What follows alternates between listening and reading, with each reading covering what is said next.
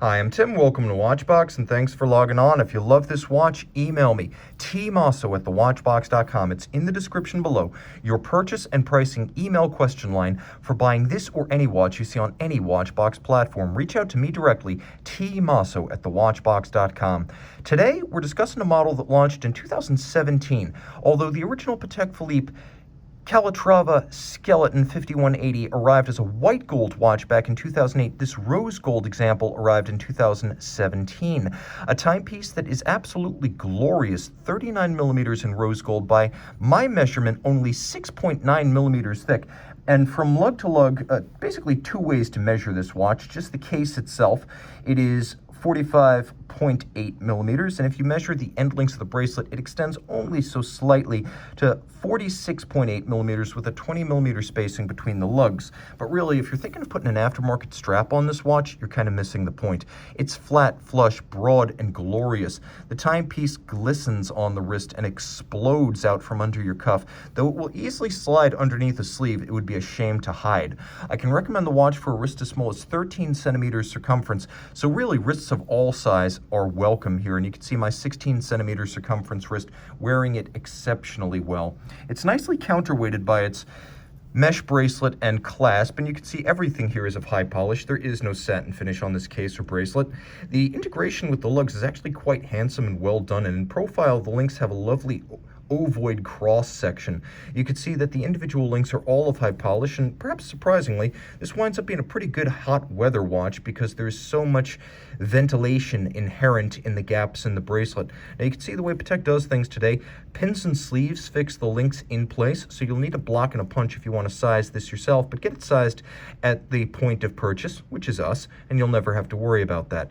Now, taking a quick look at how many removable links we have, it'll be easy to size this down to your wrist size. As you can see, the Patek Philippe logo on the exterior of the double folding clasp, which internally is also of high polish. It is glorious. Geneva, of course, the city of origin. We'll see it again. Rolling over to the case flank, it is a wonderful case flank. As you can see, the lugs are broken out sharply from the case band. So this is an example of a case with welded lugs. So the lugs are built separate from the case, then welded on. That's distinct from cheaper fabrication methods such as stamping or machining. And with a watch of this volume, that sort of artisanal casecraft can be executed and sustainably. Now you'll note that there is no separate bezel structure on the top side, so the case band and the bezel are integral, creating a sleek look.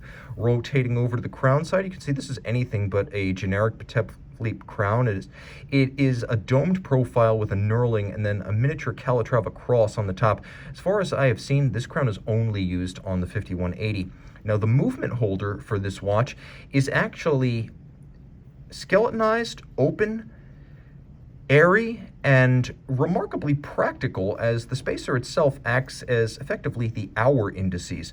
Now, there are a set of hands at center which are black and white gold, and they are used to judge the hours and the minutes, though in terms of minutes it's going to be an approximation. Quel dommage, not a problem.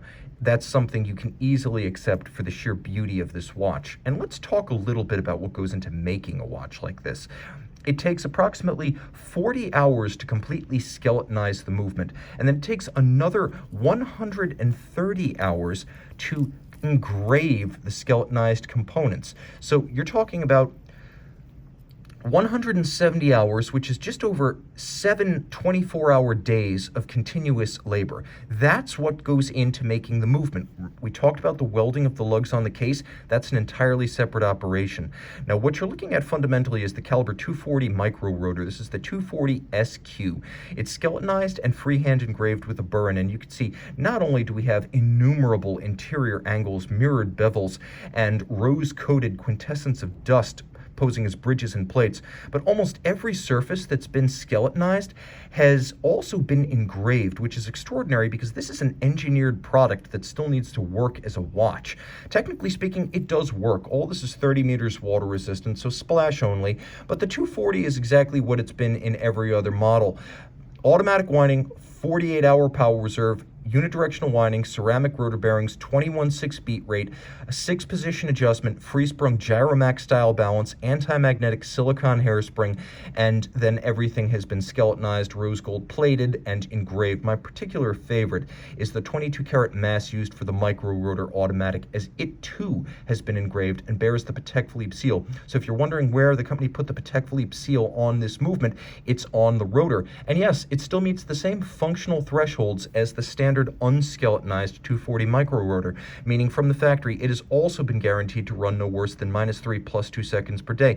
Most companies would call it a day after creating an artisanal take on one of their standard movements. Patek ensures that this watch functions just like the unskeletonized article. You can also see some handsome flourishes like the Patek Philippe Genève logo engraved into the dial. You can appreciate the Calatrava cross has been skeletonized and overlaid with the mainspring atop the barrel. There are quite a few fantastical flourishes that you'll discover with repeat viewing, and if you own this watch, you must own a loop.